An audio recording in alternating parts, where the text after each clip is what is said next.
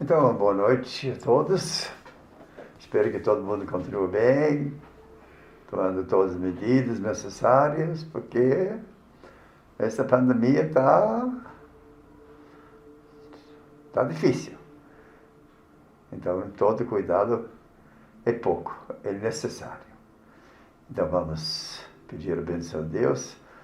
Em nome do Pai, e do Filho e do Espírito Santo. Amém.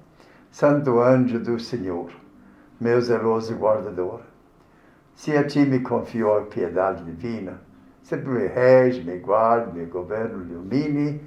Amém. Tá. Eu vou tirar essa máscara porque está me sufocando um pouco, tá bom? Difícil de falar. É impossível ler junto com a máscara também, tá? E daqui a pouco eu vou ler um trechinho da Bíblia. Semana passada, espero que vocês lembrem, tá? Comecei a falar sobre o Concílio Vaticano II, que é a mega plano para a Igreja, para os futuros séculos, é mais ou menos assim. Lembrando, sabe, que são 2.500 bispos, além de assessores, teólogos e assessores de todo tipo. Aproximadamente, nós estamos falando de 3.000 pessoas num encontro durante uns meses entre os anos 1962 e 1966. Então, era o Concílio Vaticano II, porque aconteceu no Vaticano mesmo, tá? Por isso o nome. É importante também voltar para o porquê. O concílio foi marcado pelo Papa, marcado pelo Papa João XXIII, como, assim, o que ele chamou de ajornamento, quer dizer, colocar a igreja em dia, renovar a igreja, colocar a igreja também na sua missão dentro do mundo de hoje, respeitando o passado, claro, nós temos que respeitar o passado, mas nós temos que viver no dia de hoje e no dia de amanhã. A gente não pode viver no passado, não. Mas temos que aprender do passado, respeitar o passado e aprender das nossas experiências. E o mundo hoje é diferente. Então, a segunda palavra muito chave nisso todo é que era o concílio ecumênico, quer dizer, promovendo a unidade, a união das outras igrejas cristãs. É como se fosse assim, que nós somos, Cristo é a árvore, nós somos os galhos.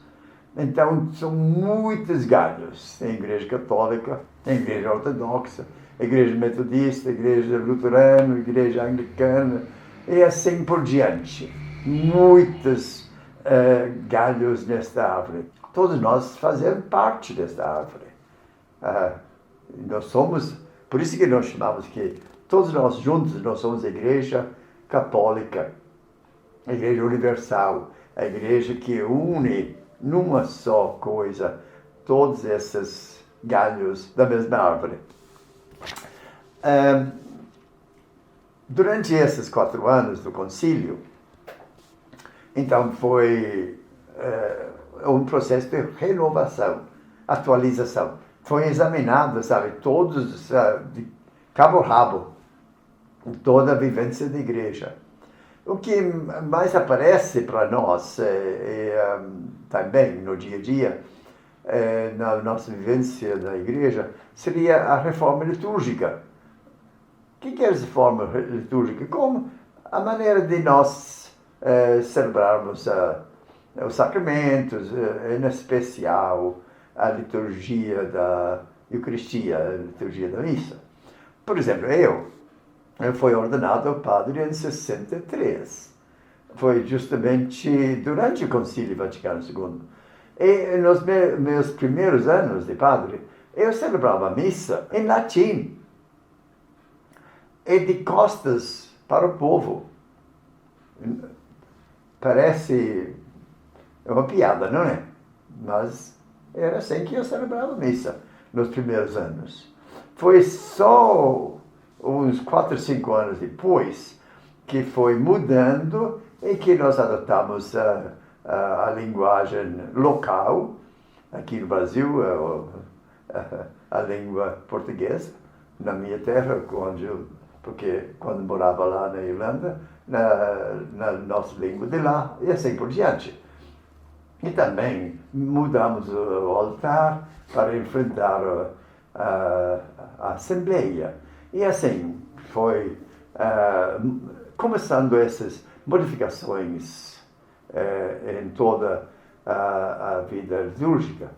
Outra coisa também que foi muito focado foi o espaço da Bíblia, da Sagrada Escritura na nossa vida. Porque nós somos seguidores de Jesus. Então, como é que a gente vai conhecer a história de Jesus sem conhecer também a sua vida como escrita na Bíblia? E não só no Novo Testamento, mas também no Velho Testamento, porque, no final das contas, o Velho Testamento foi toda uma preparação para o nascimento e a chegada de Jesus Salvador. Então, a Sagrada Escritura e a importância da Bíblia na nossa vida e a importância também de ler e estudar. Principalmente esses dias, nós estamos no tempo da Páscoa até Pentecostes. Então, é importante ler a história da igreja naqueles primeiros momentos, sabe? Assim, a gente encontra tudo isso no livro Atos dos Apóstolos, que é a continuação do Evangelho de São Lucas, que foi escrito por São Lucas mesmo, sabe? Tá? Ele escreveu o Evangelho e depois ele escreveu Atos dos Apóstolos para dar continuidade. Então, para conhecer as nossas raízes, é muito importante que a gente conheça a história, como evoluiu e como a igreja cresceu. Por exemplo, hoje, estou falando agora, sexta-feira à noite, o dia de São Jorge, mas a leitura da missa hoje, sabe, foi a conversão de Paulo. Paulo, que nem se chamava de Paulo, se chamava de Saulo, era um homem que botava fogo na igreja, que perseguia os cristãos. E estava indo para Damasco para prender os cristãos lá. E tinha carta de autorização para levar todo mundo, sabe, de volta como prisioneiros para Jerusalém. E a conversão dele.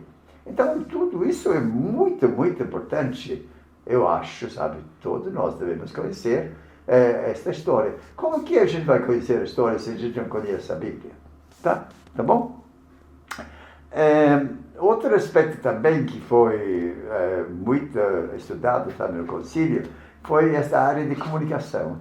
Como comunicar com o mundo novo? Por exemplo, agora nós estamos nessa gravação, nesse momento estou falando com vocês pela internet. Em 62, 63, durante o concílio, a internet nem existiu, não é? O celular não existiu. Então, toda esta novidade para nós estava até desconhecida, sabe? 50 anos atrás. Ninguém existiu. Então, mas a comunicação estava em mudança, estava começando. Então, essa área também de comunicação teve muita atenção preparando esses novos meios de comunicação, mesmo que ninguém sabia exatamente como ia evoluir, como hoje a gente está sabendo. Mas duas coisas que foram fundamentais nessas reflexões e nos documentos que saíram do concílio foi a primeira, o mais importante realmente foi a identidade da igreja. Quando se fala da igreja, de que nós estamos falando? Quem é a igreja? Então, o concílio esclareceu o fundamento. A igreja é o povo de Deus. A igreja é povo. Povo de Deus, povo que tem fé em Deus. É comunidade de fé. A igreja são os seguidores de Jesus. É por isso que o nosso batismo é o sacramento mãe. Porque pelo batismo que nós somos incorporados nesta comunidade. Tá? Então, a igreja é povo de Deus. Por que isso é importante? Porque para muitas pessoas, na época, e ainda hoje, para muita gente, a igreja é o Papa, os bispos, os padres e os leigos. Onde estão os leigos? Estão aí também. Não é assim. A igreja não é um triângulo, com o Papa aqui em cima, os bispos embaixo, depois os padres, depois o povo embaixo. Não é bem assim. O concílio colocou este esquema de triângulo, de cabeça para baixo. Tá bom?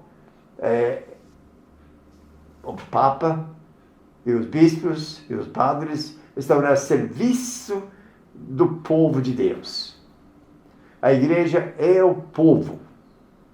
Esse povo se une pelo seu batismo, se alimenta pela Sagrada Escritura, pela oração, pela celebração eucarística. Tá bom? Então, é por isso que nós falamos assim. Nós somos a igreja. Nós, todo mundo. Diferenças dentro da igreja de padre, bispo, papa, leigo. Não tem diferença nenhuma. Não tem diferença, não. Todos nós somos iguais. Todos nós somos membros da igreja pelo nosso batismo. Depois, cada um tem a sua função. Pai de família, mãe, que cria, constitui família, eles têm a sua vocação. O padre tem outro, o bispo tem outro, sabe? O catequista tem outra. E assim por diante, cada um de nós temos uma maneira diferente uma função diferente, um carisma diferente, mas todos nós somos iguais, somos membros iguais. Então, a igreja é o povo de Deus, o povo de Deus que tem fé em Jesus, é povo de fé. Outra coisa também que foi muito refletido foi qual é a missão desta igreja? Se a igreja é o povo de Deus, qual é a nossa missão? E a nossa missão é a construir o reino de Deus, que nós rezamos no Pai Nosso, não é? Venha o vosso reino, seja feita a vossa vontade, assim na terra como no céu. Então, a igreja existe para transformar a sociedade, transformar o mundo, fazer desse nosso mundo um mundo que vive os valores que Jesus nos ensinou. Quais são esses valores? Igualdade, respeito, amor, perdão, todos esses valores. Nós estamos careca de falar. Mas justiça, acima de tudo, justiça. Esta vai dar bons frutos na paz. Então, o mundo é para ser transformado no reino de Deus. Um mundo mais justo, um mundo mais fraterno, um mundo mais igual, mais respeito, tá? Valores, o que nós chamamos de valores religiosos, não é? Tá bom. Então, esta é a missão da igreja. A missão da igreja é para construir, ajudar a transformar esse nosso mundo para ser um mundo novo, um mundo renovado. A igreja é um instrumento, um grupo de pessoas que tem essa missão. Mas também, claro que se eles têm essa missão, eles têm que viver essa missão na sua própria vida. Você vai falar para os outros, você vai querer mudar a vida do outro sem mudar a sua própria vida. Então nós temos que mudar a nossa vida também. Então a igreja tem que ser o exemplo deste reino de Deus. Mas não é só nós, devemos ser também aquele fermento na massa, transformando a sociedade. Então essa é a responsabilidade de todos nós. E não é só o Papa de São Pedro, dos apóstolos, dos padres, não. Eu queria ler para vocês, para terminar. No primeiro capítulo dos Atos dos Apóstolos, Pedro marca uma reunião. Nesses dias, aí estavam reunidos um grupo de mais ou menos 120 pessoas. Essa comunidade primitiva, mais ou menos 120 pessoas.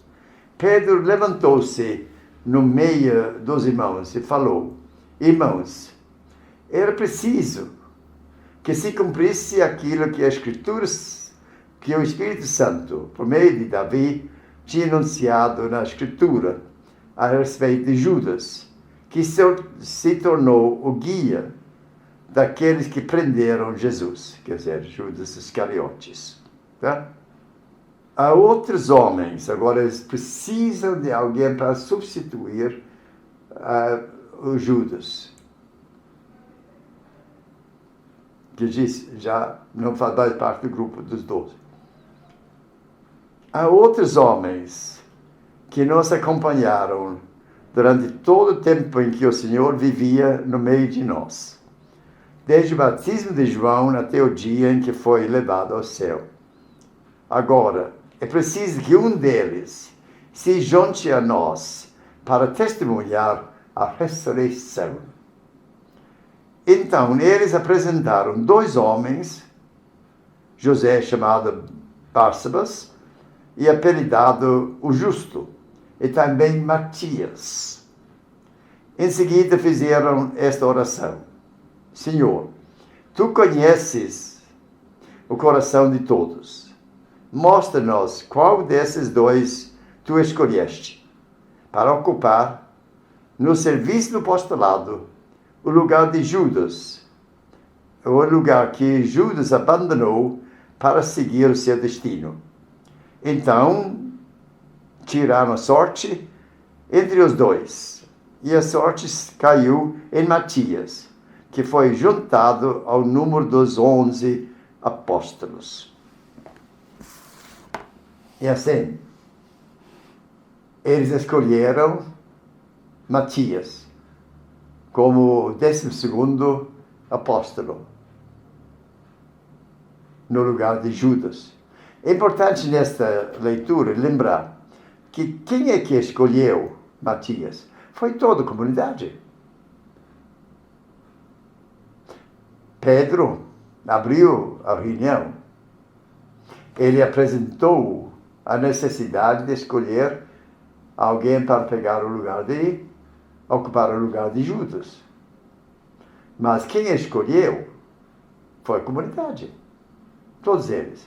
Então nós temos que voltar também, hoje, para esta mesma prática. Todas as coisas, decisões na igreja, tem que ser na base de o concílio usou a palavra sínodo e colegialidade. Quer dizer, que todas essas decisões da igreja têm que ser tomadas por todos os membros da igreja, através, claro, das suas próprias organizações, vamos dizer assim. Mas não é mais o Papa, os bispos, os padres que vão decidir essas coisas. Essa é agora a responsabilidade de todos nós. E isso, a ficha não caiu para muita gente ainda. A ficha não caiu. Muita gente não entendeu isso ainda. Estão vivendo como se fosse uns 500 anos atrás, no tempo de Cabral. Então, a ficha tem que cair. A nova maneira de ser igreja é com uma igreja participativa, inclusive homens e mulheres, todos que são membros da igreja, todos batizados, têm que ter uma voz ativa na igreja. E assim seja. Esse é um desafio nosso, mas é responsabilidade nossa. Se a gente não enfrenta isso, entende isso, e muda para ser a igreja assim, nós vamos falhar na nossa missão. E quando Jesus falou assim, ide ensinar em todas as nações, nós vamos cumprir essa nossa missão quando nós entendemos que essa é a missão de todo mundo. Não é só de Padre Tony, Deus, Padre aqui ou Padre lá, sabe? Porque quem celebra a missa não é o Padre Tony, é a comunidade, a Assembleia que celebra. É toda a comunidade que celebra a Eucaristia. Nós todos somos a igreja. E nós temos que ser a igreja. E nós temos homens e mulheres, jovens, adultos, velhos, crianças. Todos nós temos que reconhecer que nós somos membros iguais. Nós temos essa mesma responsabilidade. E que Deus abençoe a todos. Domingo nós temos a missa na Santa Cruz. Ainda é a missa online. Vai ser a missa também do 7º dia do falecido Geraldo, marido da Neide, pai de Flávia. Também vai ser às 10 horas na Santa Cruz, neste domingo.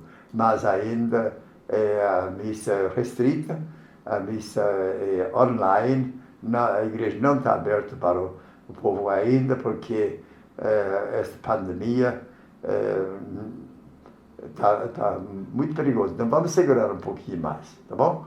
Um pouquinho mais paciência, um pouco mais cuidado, eu acho que vale a pena. Então, a todos uma boa noite, louvado seja nosso Senhor Jesus Cristo. Em nome do Pai, do Filho e do Espírito Santo. Amém.